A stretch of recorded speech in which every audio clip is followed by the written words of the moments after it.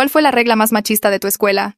Nuestra directora, la señora Garza, nos obligaba a las chicas a subir fotos de nuestra ropa a una aplicación cada mañana antes de entrar al edificio.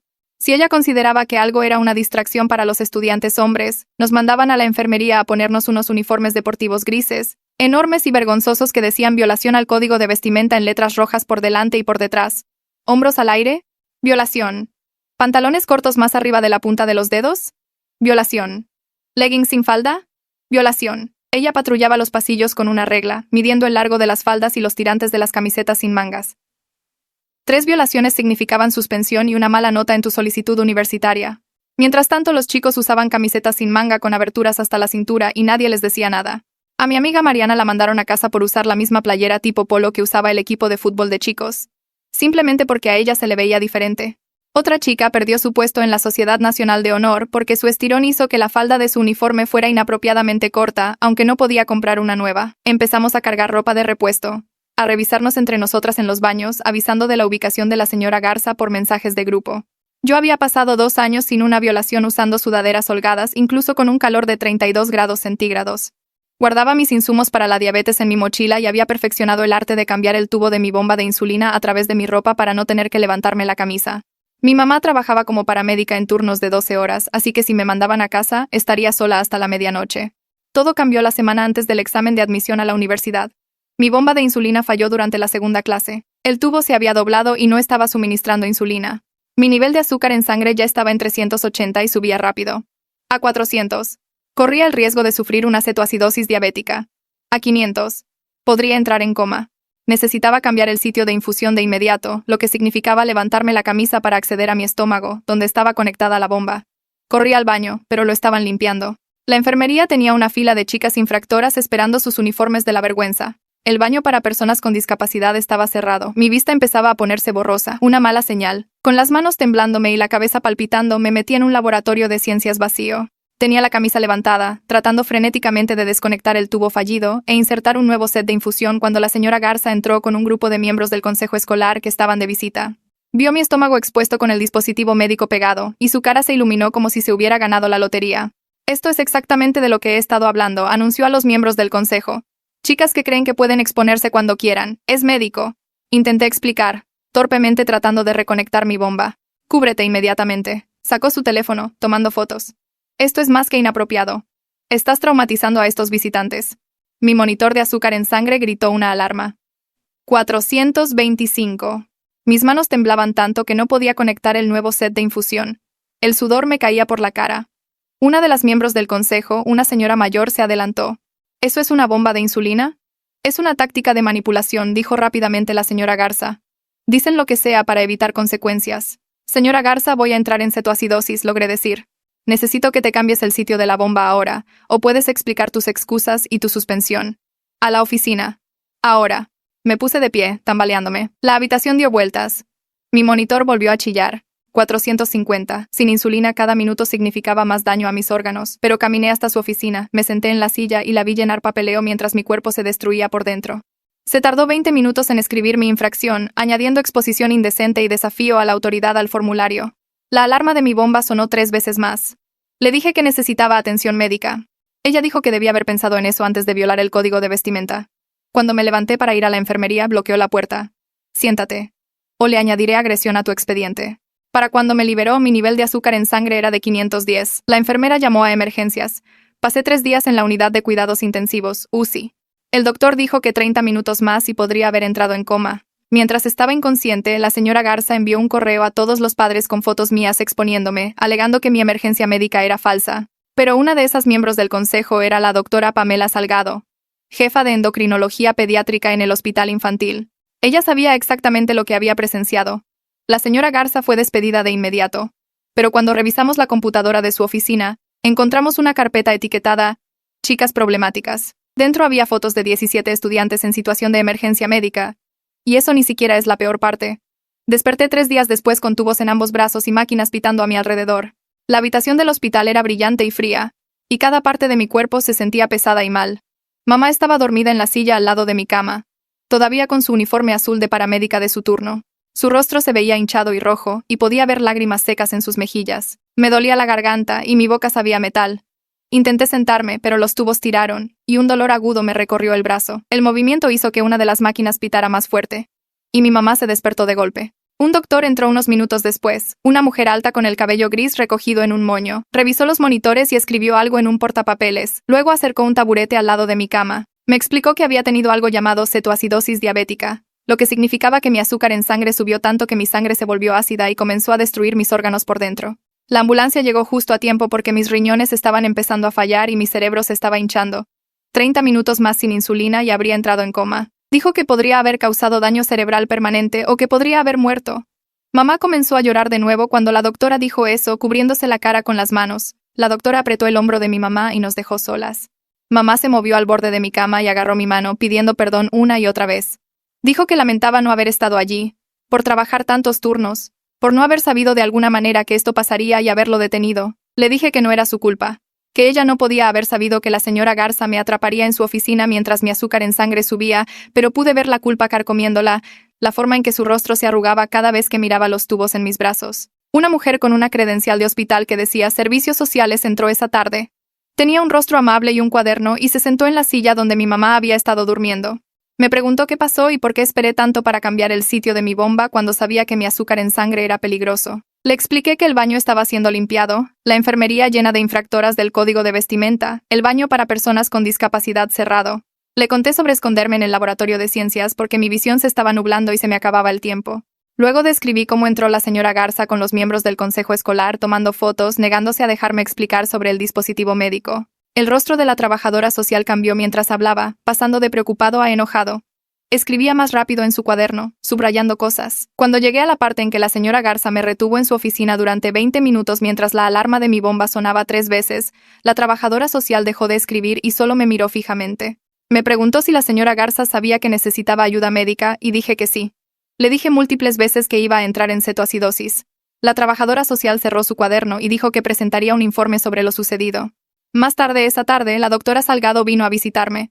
Se presentó como la miembro del consejo que estaba en el recorrido ese día, la que preguntó por mi bomba de insulina. Acercó el mismo taburete que usó la doctora y me dijo que ya había reportado todo lo que presenció al superintendente y al consejo escolar.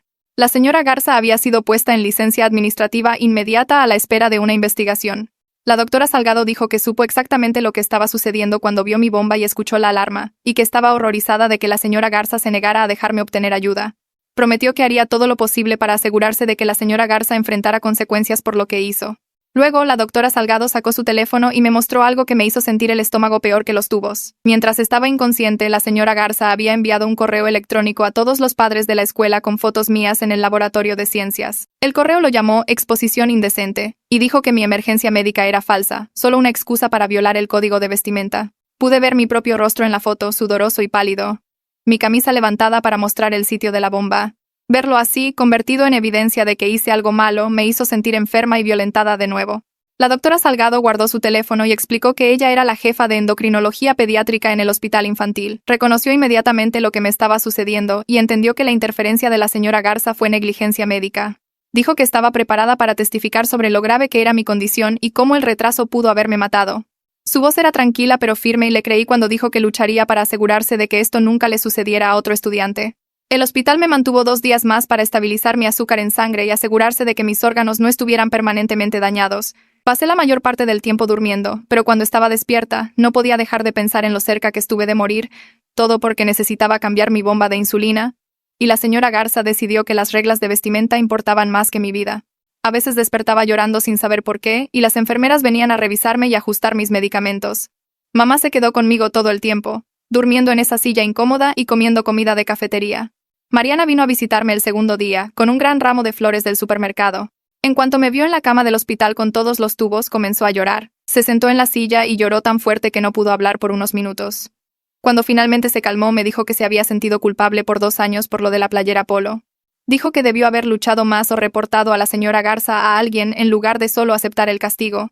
Le dije que tampoco era su culpa, que la señora Garza nos hacía sentir a todas que nos lo merecíamos. Más amigas vinieron a visitarme al día siguiente y cada una tenía una historia sobre violaciones al código de vestimenta.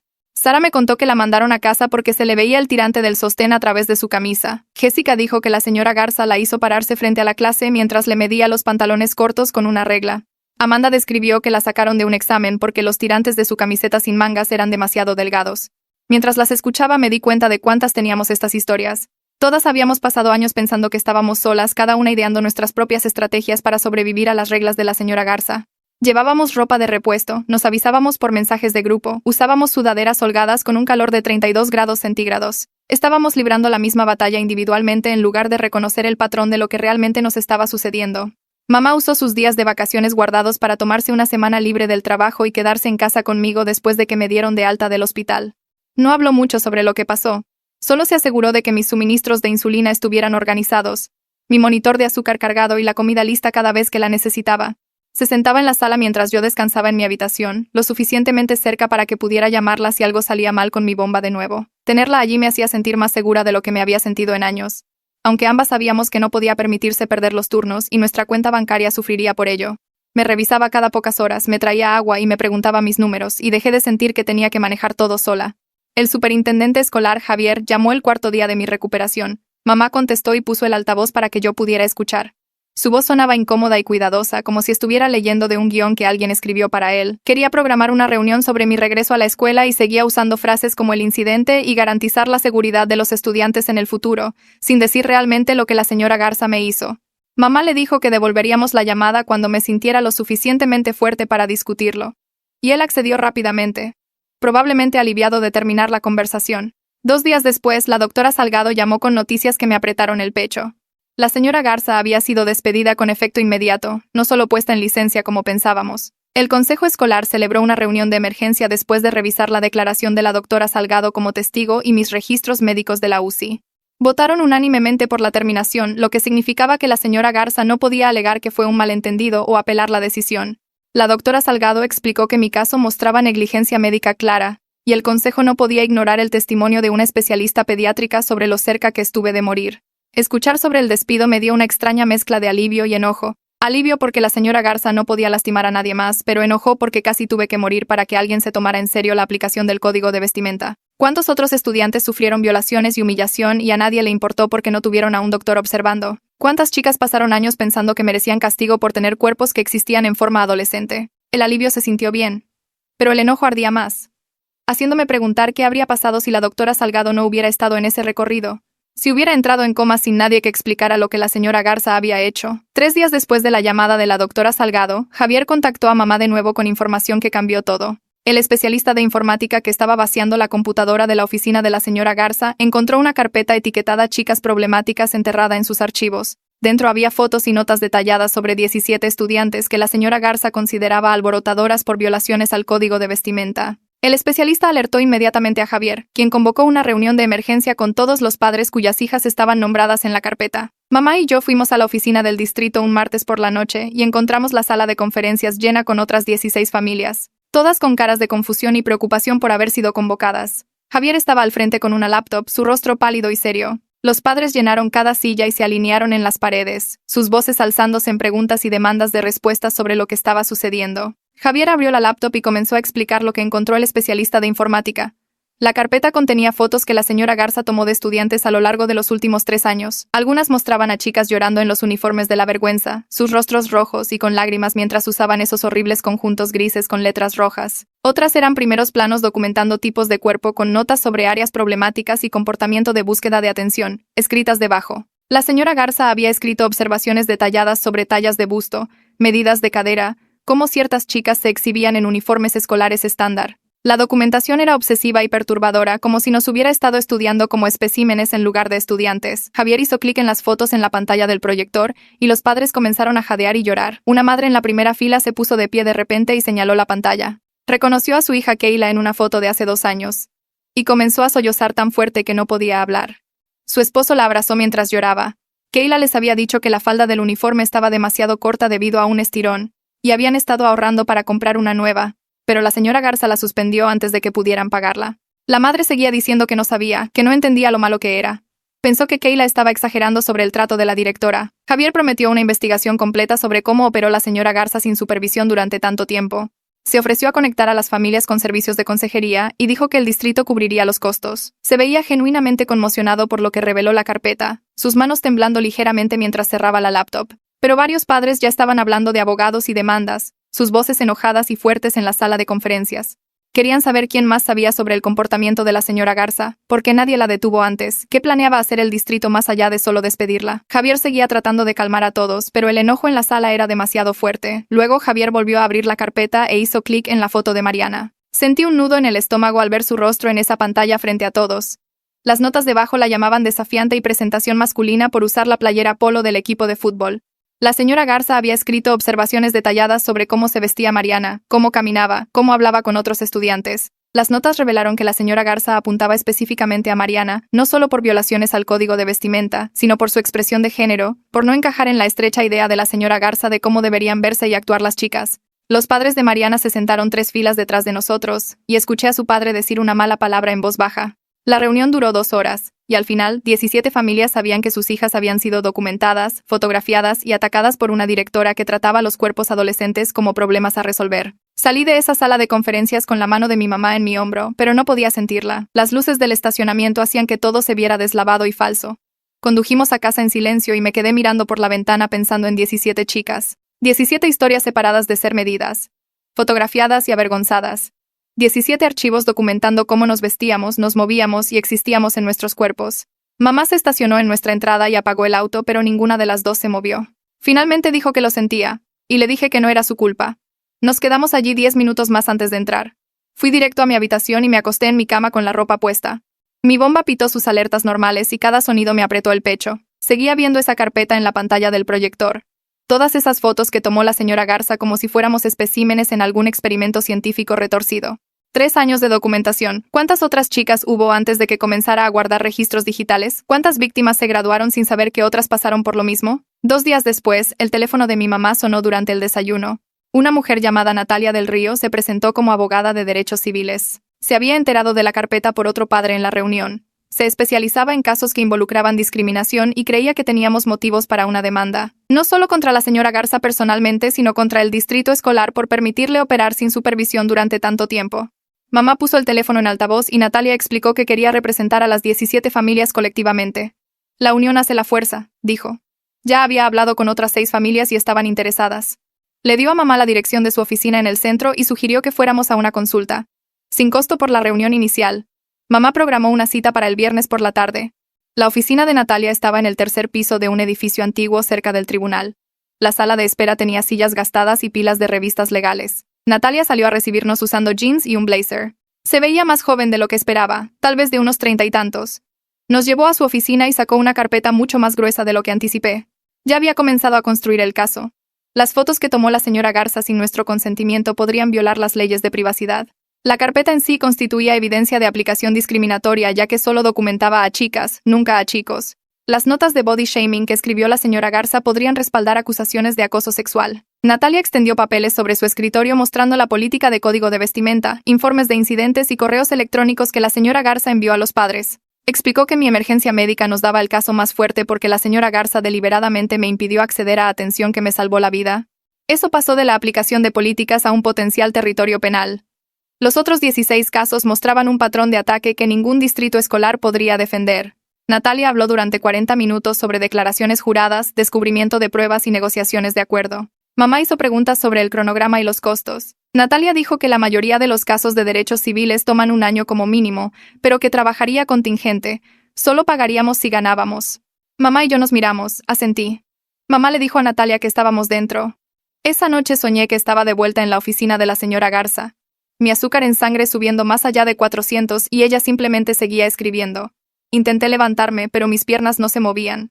Intenté gritar, pero no salía ningún sonido. La alarma de mi bomba gritaba y la señora Garza sonreía. Desperté a las 3 de la mañana empapada en sudor.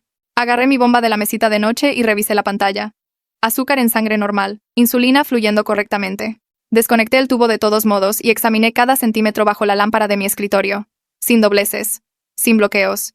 Todo funcionando bien. Lo reconecté y revisé mi azúcar en sangre de nuevo. Todavía normal. Me acosté de nuevo, pero no pude dormir. Me levanté y revisé la bomba otra vez a las 3:45, luego a las 4:20, luego a las 5:10. Mamá me encontró a las 5:30 sentada en el suelo de mi habitación rodeada de suministros de repuesto para la bomba. No dijo nada. Solo se sentó a mi lado. Nos quedamos allí hasta el amanecer. El consejero escolar Dinesh llamó esa tarde. Le habían asignado programar citas con las 17 chicas de la carpeta. Su voz era amable por teléfono, no insistente. Dijo que entendía si no estaba lista para hablar. Pero su puerta estaba abierta cuando yo quisiera. Mamá hizo una cita para el siguiente martes. Fui de mala gana, esperando las típicas frases hechas de adultos sobre que todo pasa por algo.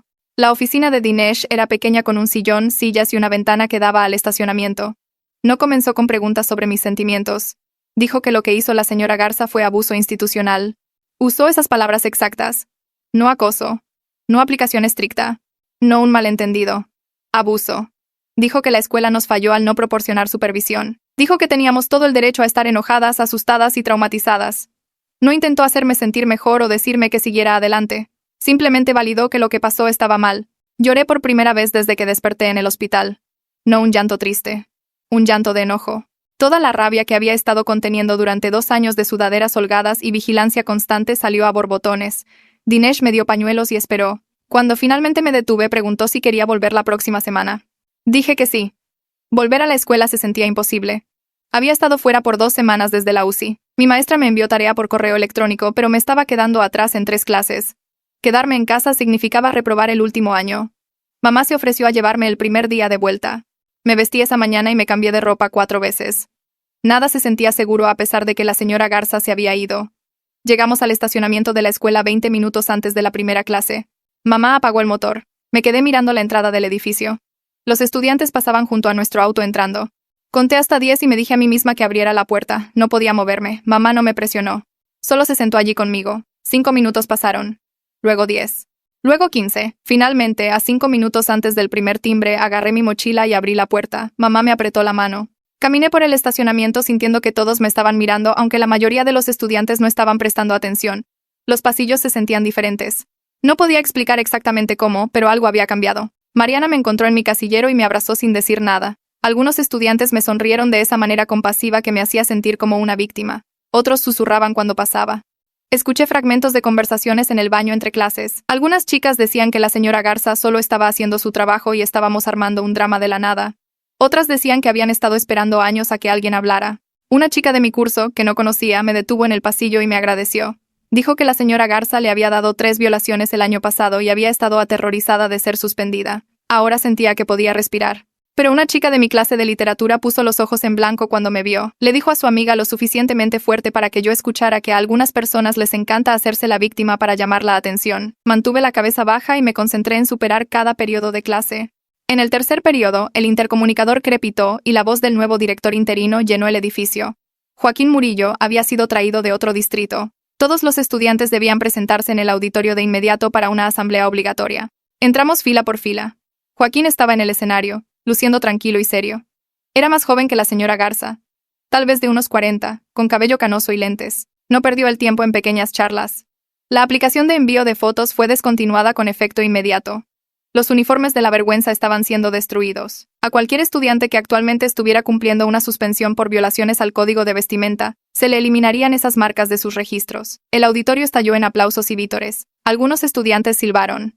Otros se abrazaron. Yo me quedé congelada en mi asiento. Mariana me agarró la mano y la apretó. Joaquín esperó a que el ruido disminuyera antes de continuar. Explicó que se formaría un comité para crear una nueva política de código de vestimenta. Estudiantes, padres y maestros trabajando juntos. La nueva política se centraría en la salud y la seguridad, no en vigilar los cuerpos o prevenir distracciones. No más mediciones con regla. No más fotografiar estudiantes. No más vergüenza pública. El comité se reuniría semanalmente a partir del próximo lunes y cualquier estudiante podría ofrecerse como voluntario para participar. Más aplausos, aunque no tan fuertes esta vez. Noté que varios maestros en las filas de atrás se veían incómodos. Una maestra mayor cruzó los brazos y frunció el ceño. Otro susurró a la persona a su lado. No todos estaban contentos con los cambios. Joaquín terminó diciendo que su puerta siempre estaba abierta y que los estudiantes deberían sentirse seguros de llevarle sus preocupaciones directamente a él. La asamblea terminó y regresamos a nuestras clases. Entre el cuarto y quinto periodo me metí en el baño para revisar mi bomba. Kayla estaba parada en el lavabo lavándose las manos. Hicimos contacto visual en el espejo y ambas nos quedamos congeladas. La reconocí de la reunión de padres. La chica cuya foto hizo sollozar a su madre. Ella también me reconoció. Nos quedamos allí incómodamente por un momento antes de que ella hablara. Dijo que había desarrollado ansiedad al vestirse cada mañana. Pasaba horas probándose diferentes atuendos, revisando cada ángulo en el espejo, midiendo el largo del dobladillo y el ancho de los tirantes. Sus padres pensaron que solo estaba siendo difícil con la ropa. No entendieron que estaba tratando de sobrevivir. Incluso ahora con la señora Garza yéndose, todavía sentía ese pánico al elegir qué ponerse. Le dije que yo había usado sudaderas con capucha durante 2 años seguidos, incluso en el calor del verano. Ella asintió como si lo entendiera completamente. Nos quedamos allí en ese baño compartiendo algo que no podíamos nombrar del todo. Aún no era amistad sino reconocimiento. Ya no estábamos solas. Al día siguiente llevé mi bandeja de almuerzo por la cafetería y encontré a Kayla sentada sola en una mesa de la esquina. Ella levantó la vista cuando me acerqué y señaló el asiento vacío frente a ella. Me senté sin decir nada, y comimos en silencio por unos minutos, solo existiendo en el mismo espacio sin necesidad de explicarnos. Mariana se nos unió a la mitad del periodo de almuerzo, deslizándose en el asiento a mi lado y preguntando si esta era nuestra mesa ahora. Kayla dijo que suponía que sí. Al final de la semana, 3 chicas más de la carpeta se habían unido a nosotras. Al principio no hablamos de lo que pasó, solo intercambiamos quejas normales sobre la tarea y los maestros y los planes de fin de semana, pero sentarnos juntas se sintió diferente a sentarse sola, como si estuviéramos construyendo algo sin nombrarlo aún. Raquel apareció el lunes siguiente con su lonchera y preguntó si podía sentarse con nosotras. Estuvo callada los primeros días, principalmente escuchando mientras el resto hablábamos. Luego, una tarde, mencionó que había estado en tratamiento por un trastorno alimenticio durante más de 1 año. Su terapeuta seguía preguntándole qué lo desencadenó, tratando de rastrearlo hasta algún evento o trauma específico. Raquel dijo que nunca lo conectó con lo del código de vestimenta hasta que vio la documentación de la carpeta. La señora Garza había escrito notas sobre su tipo de cuerpo, llamándola con curvas y diciendo que necesitaba ser más cuidadosa con la ropa que usaba porque su figura era naturalmente distractora.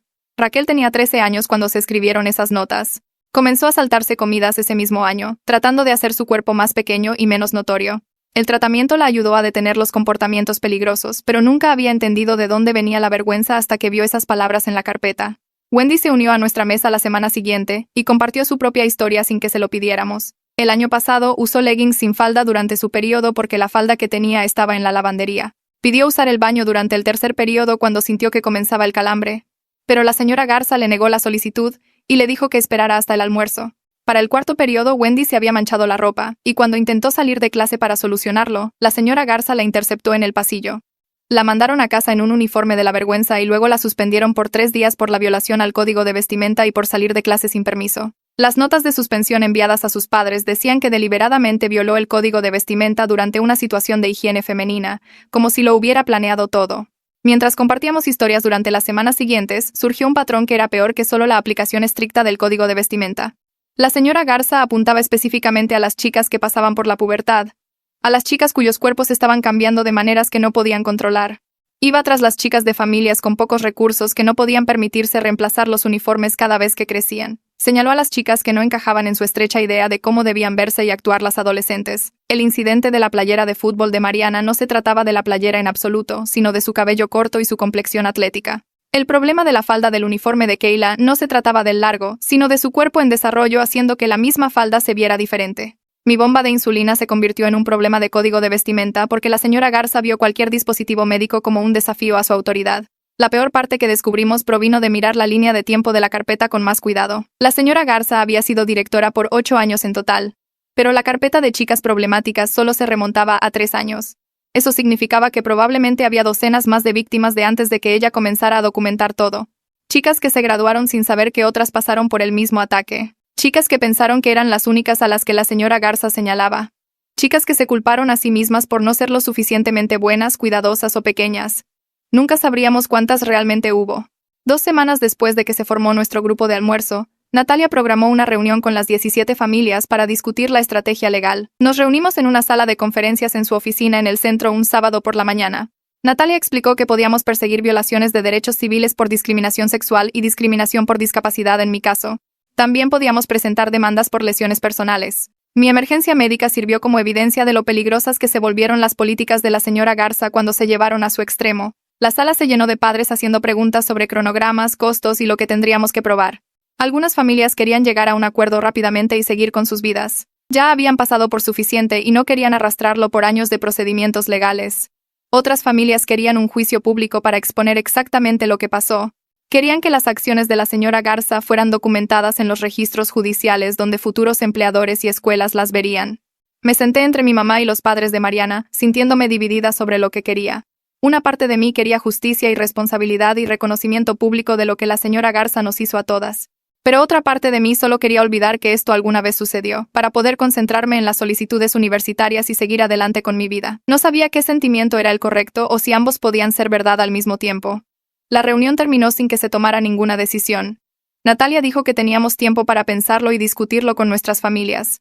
3 días después, llamó para decirnos que el fiscal de distrito, Roberto Beto Coleman, quería hablar sobre posibles cargos penales contra la señora Garza por peligro infantil y mala conducta oficial. Mi caso específicamente podría respaldar el procesamiento penal porque la señora Garza deliberadamente me impidió obtener atención médica mientras documentaba que las alarmas de mi bomba estaban sonando. Beto explicó en una llamada de seguimiento que probar la intención criminal era difícil, pero las propias notas de la señora Garza podrían demostrar desprecio voluntario por mi seguridad. Ella había escrito las horas en que sonaron mis alarmas, señaló que pedí ver a la enfermera, registró su decisión de mantenerme en su oficina de todos modos.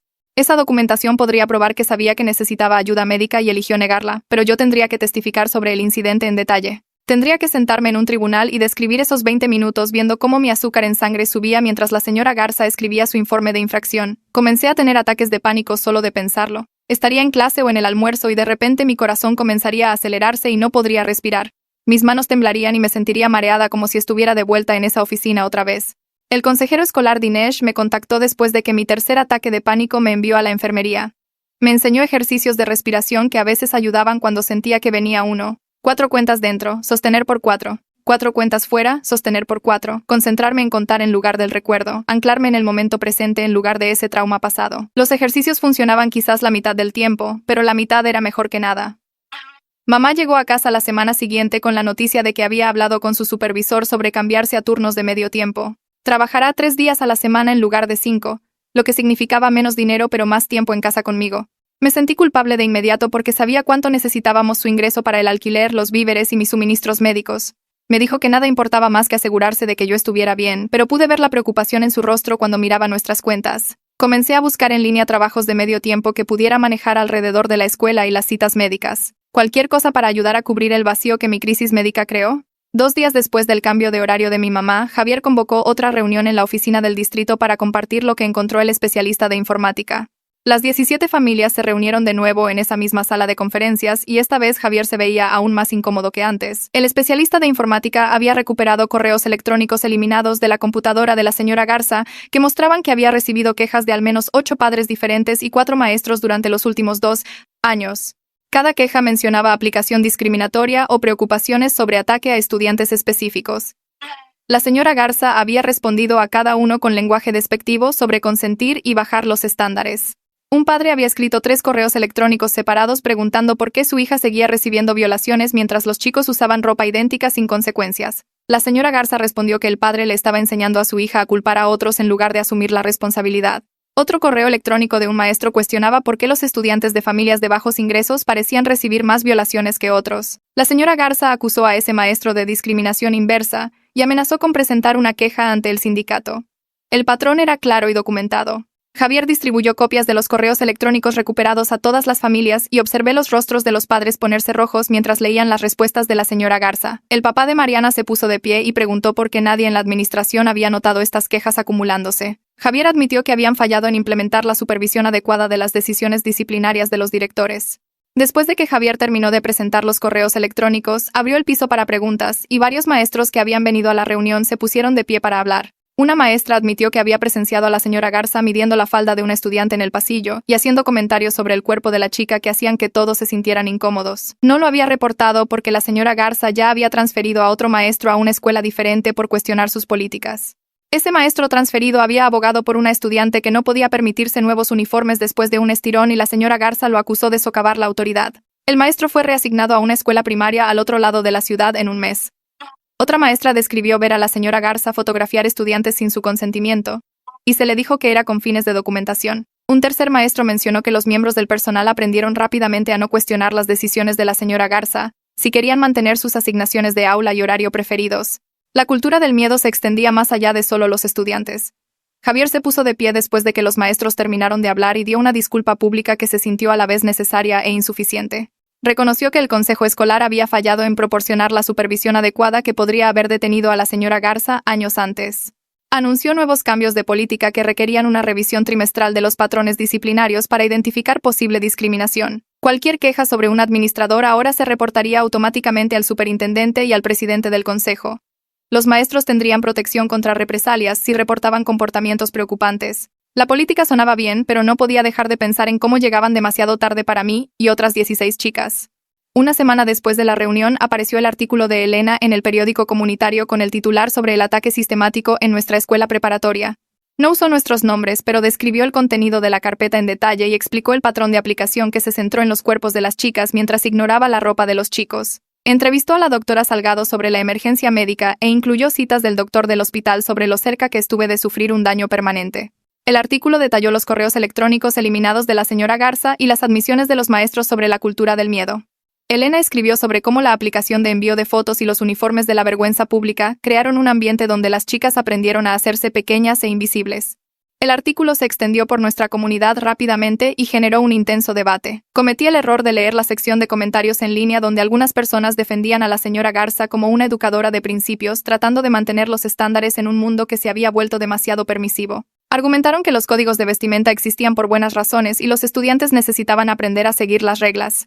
Otros comentaristas expresaron indignación por el ataque documentado y pidieron cargos penales más allá de solo el despido. Los comentarios se volvieron más desagradables a medida que la gente discutía si la señora Garza era un monstruo o un chivo expiatorio. Dejé de leer después de que alguien sugirió que había fingido mi emergencia médica para llamar la atención. Mis solicitudes universitarias vencían en 3 semanas y no podía concentrarme en los ensayos en absoluto. Cada pregunta parecía diseñada para hacerme escribir sobre el incidente del código de vestimenta. Describe un desafío que has superado. Discute un momento que te definió.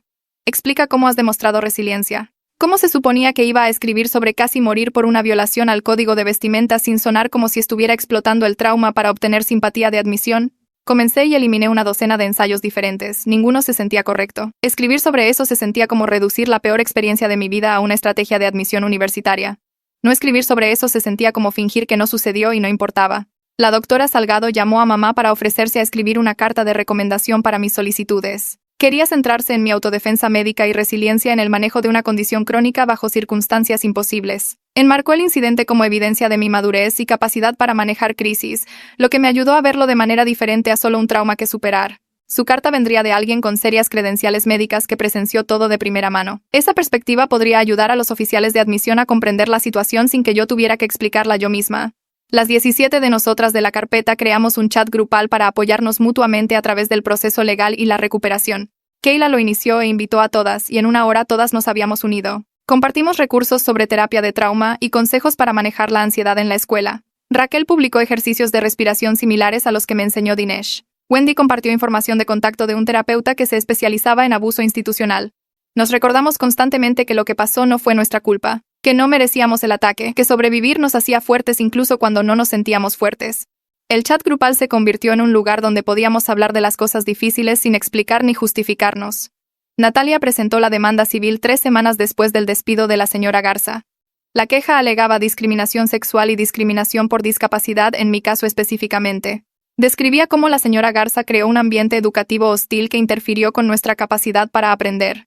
La presentación se hizo registro público de inmediato y Elena escribió un artículo de seguimiento con más detalles sobre las reclamaciones legales. La demanda nombraba tanto a la señora Garza personalmente como al distrito escolar por no detener su aplicación discriminatoria a pesar de las quejas documentadas. Leer el lenguaje legal hizo que todo se sintiera más real y más aterrador al mismo tiempo. 2 semanas después de que Natalia presentó la demanda, el abogado de la señora Garza celebró una conferencia de prensa fuera del juzgado.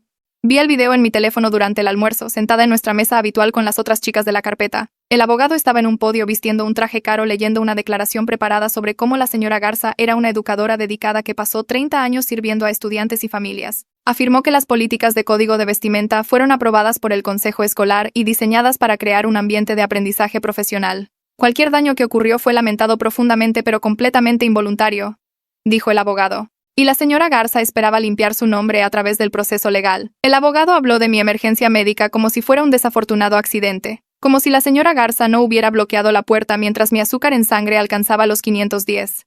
Arrojé mi teléfono a través de la mesa y Kayla lo atrapó antes de que cayera al suelo. El enojo se sintió diferente a cualquier cosa que había experimentado antes. Caliente, agudo e imposible de ignorar. La señora Garza pudo pararse detrás de abogados caros y equipos de relaciones públicas, reescribiendo lo que pasó en algo que sonaba casi razonable si no hubieras estado allí. Pudo reclamar dedicación y buenas intenciones mientras yo seguía teniendo pesadillas sobre morir en su silla de oficina. Raquel me apretó la mano debajo de la mesa, pero no dijo nada porque no había nada que decir que hiciera que la declaración fuera menos enfurecedora. Las palabras del abogado seguían reproduciéndose en mi cabeza toda la tarde. El lenguaje cuidadoso que borró las elecciones deliberadas de la señora Garza y convirtió a 17 voltioíctimas documentadas en un desafortunado malentendido. Esa noche no pude dormir.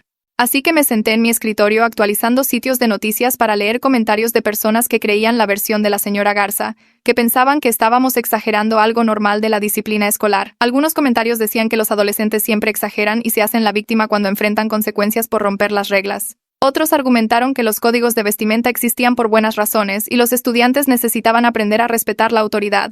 Algunas personas incluso sugirieron que fingí la emergencia médica para llamar la atención o para salir de problemas, a pesar de los registros de la UCI y el testimonio de la doctora Salgado. Cerré mi laptop a las 2 a.m.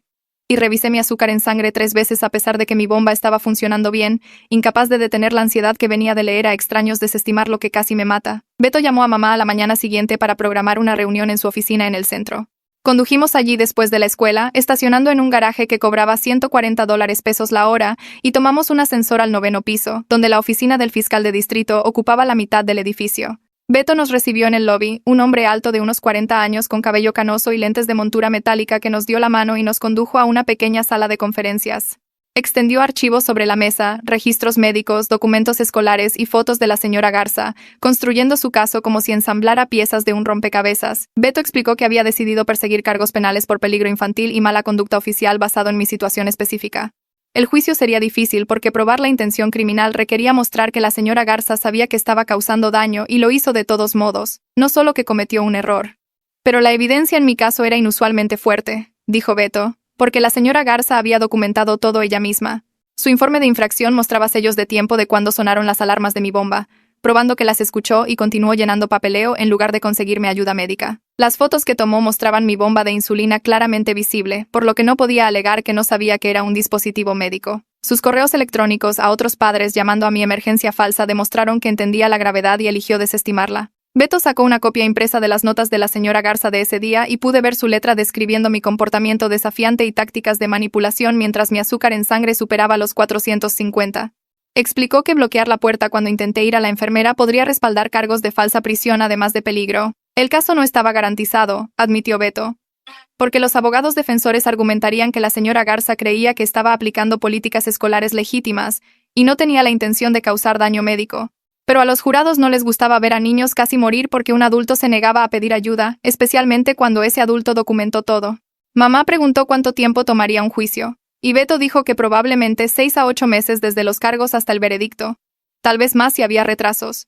Yo tendría que testificar sobre lo que pasó en detalle y la defensa me contrainterrogaría tratando de encontrar agujeros en mi historia. Beto me miró directamente y preguntó si estaba preparada para ese tipo de escrutinio, para que mi emergencia médica fuera cuestionada y desarmada frente a extraños.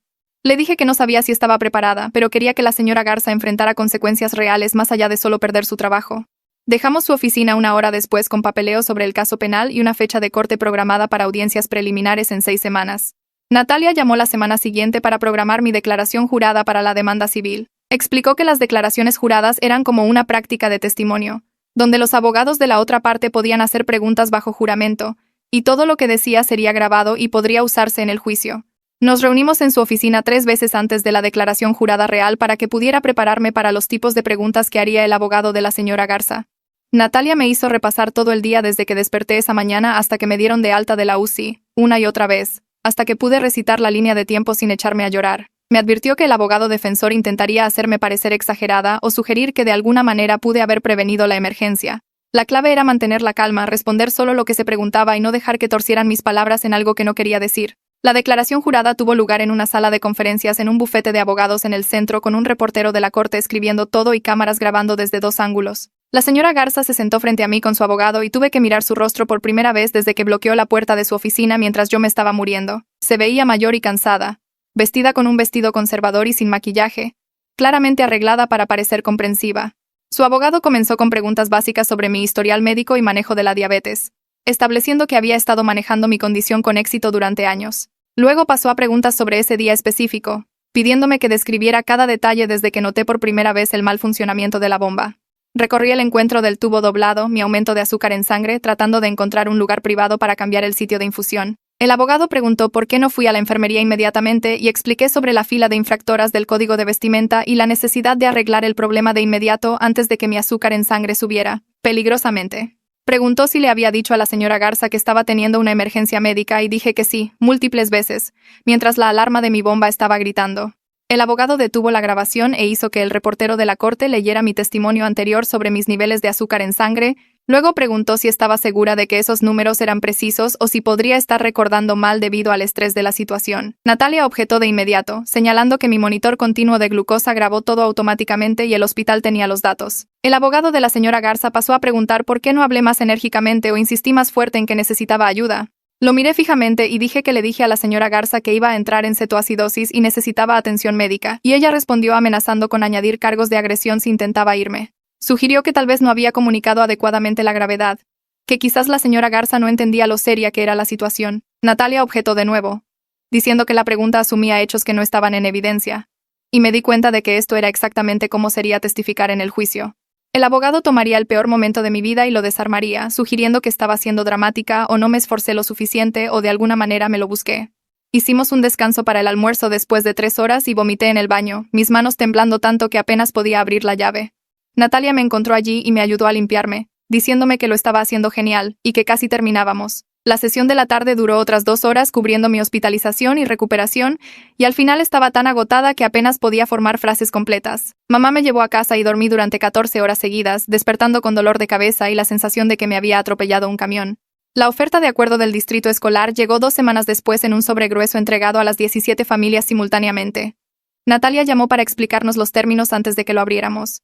El distrito ofrecía cubrir todos los costos de terapia relacionados con el ataque del código de vestimenta, compensar a las familias por el daño documentado, incluidas las facturas médicas y el estrés emocional, y comprometerse con reformas políticas específicas con supervisión de terceros. Las cantidades financieras variaban según las circunstancias individuales, siendo la oferta de mi familia una de las más altas debido a la hospitalización y la experiencia cercana a la muerte.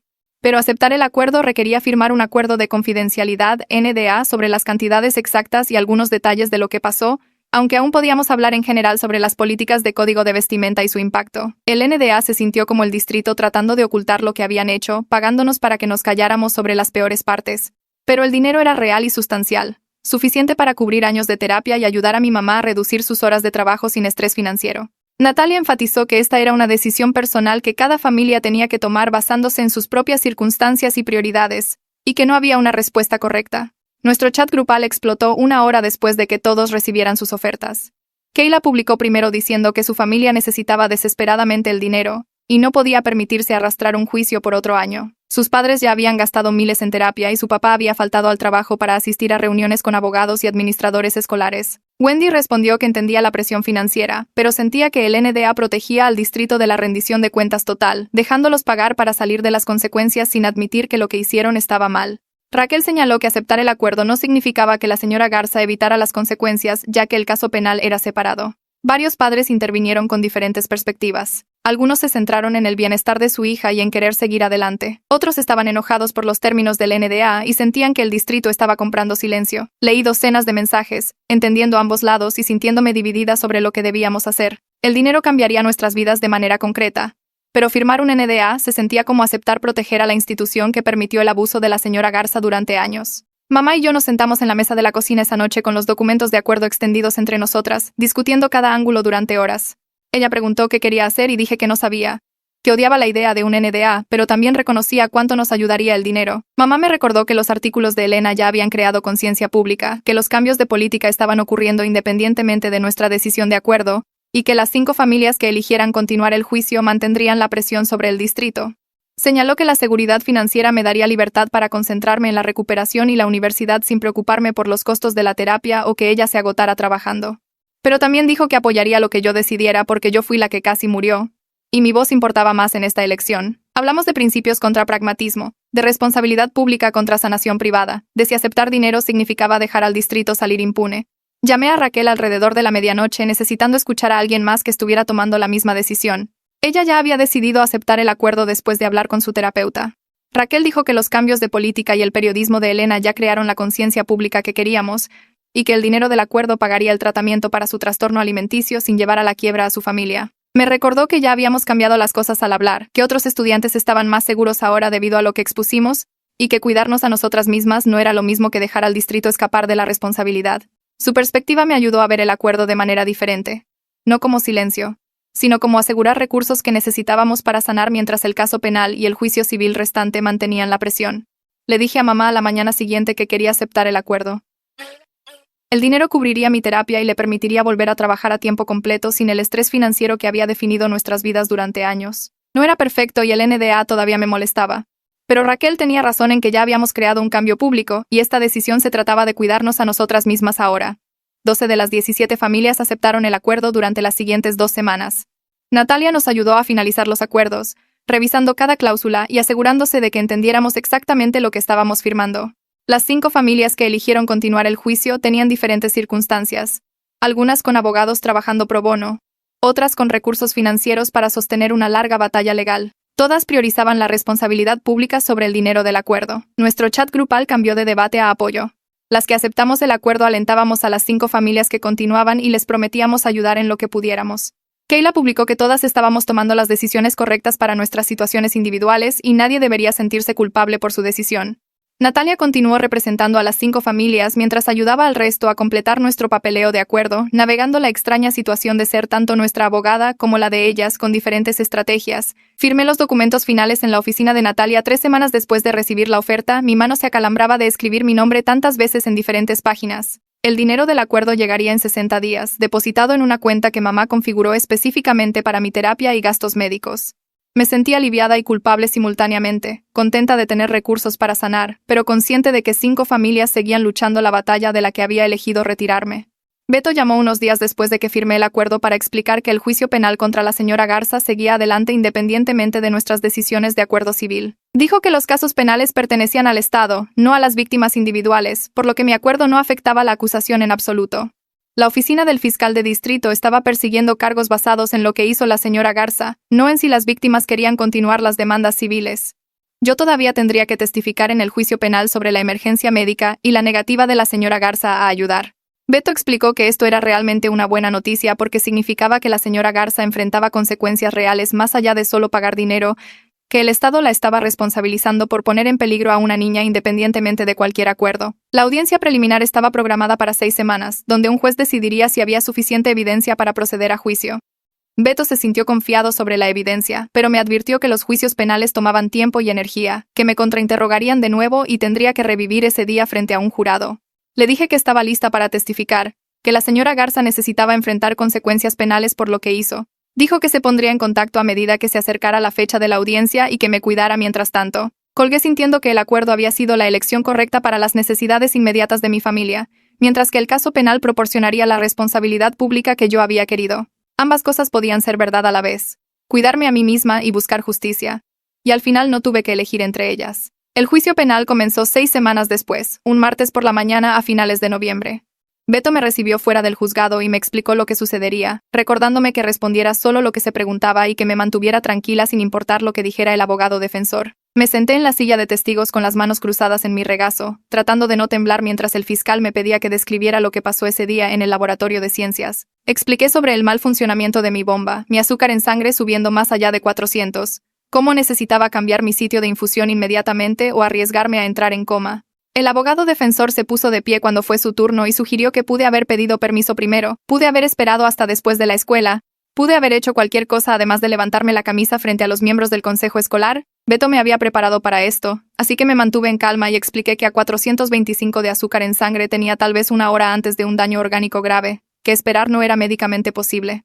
Dije que intenté explicarle esto a la señora Garza, pero ella se negó a escuchar. El abogado preguntó por qué no me fui de su oficina y fui a la enfermera de todos modos, y describí cómo ella bloqueó físicamente la puerta y amenazó con añadir cargos de agresión si intentaba pasar. Preguntó si estaba exagerando la emergencia médica por simpatía y saqué mis registros hospitalarios en mi teléfono mostrando 3 días en la UCI con marcadores de estrés orgánico. El jurado se veía incómodo durante sus preguntas, pero mantuve la voz firme y me apegué a exactamente lo que sucedió sin añadir emoción ni drama. La doctora Salgado testificó al día siguiente como testigo experta sobre la cetoacidosis diabética y cómo el retraso en mi tratamiento pudo haberme matado. Explicó en términos claros que un azúcar en sangre de 510 significaba que mi sangre se estaba volviendo ácida, que mis órganos estaban comenzando a fallar, que 30 minutos más podrían haber significado daño cerebral permanente o la muerte. Describió ver a la señora Garza tomar fotos de mí tratando de cambiar mi sitio de la bomba mientras mi monitor estaba alarmando, verla desestimar mi emergencia médica como manipulación, verla impedirme físicamente acceder a la atención. Su autoridad médica hizo que todo se sintiera más real de alguna manera. Escuchar a una doctora explicar que lo que me pasó no fue solo aterrador, sino realmente mortal.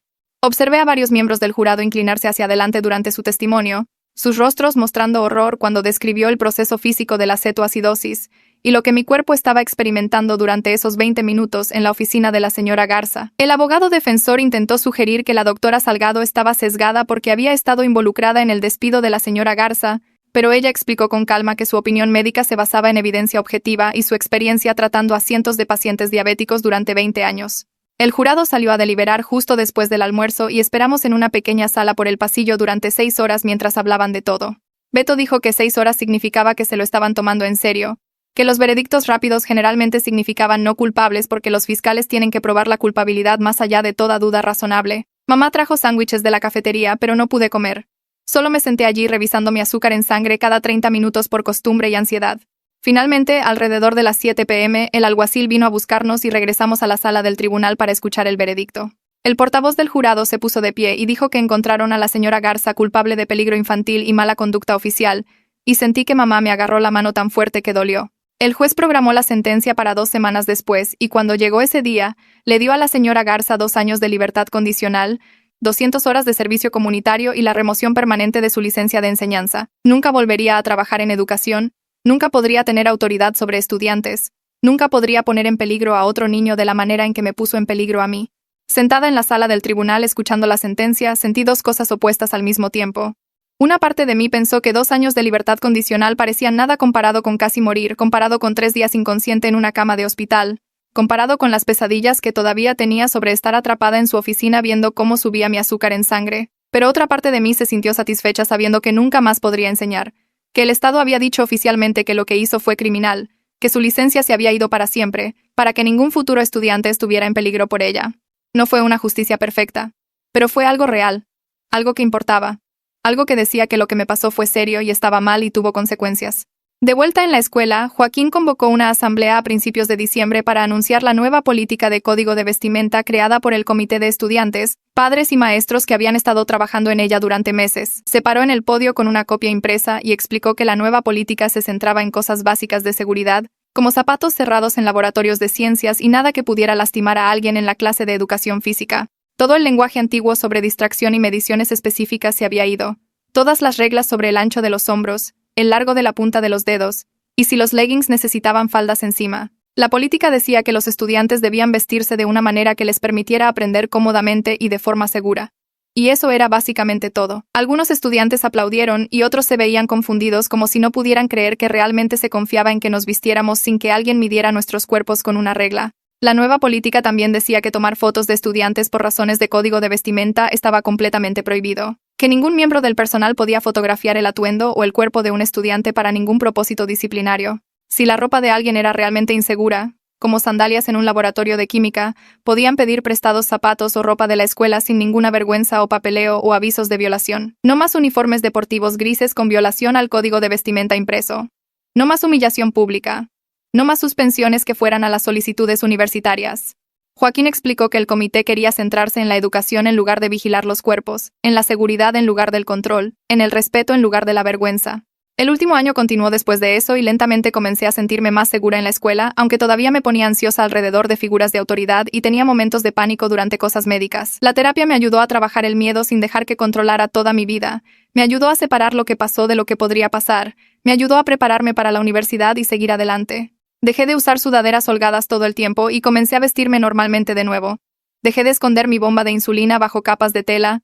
Dejé de revisar los chats grupales para ver la ubicación de la señora Garza, aunque se había ido. El trauma no desapareció, pero se hizo más pequeño, se volvió más manejable. se convirtió en algo con lo que estaba lidiando en lugar de algo que definía cada minuto de cada día. Las cartas de aceptación universitaria comenzaron a llegar en marzo y entré a varias escuelas con buenos paquetes de ayuda financiera que cubrirían la mayor parte de mis costos.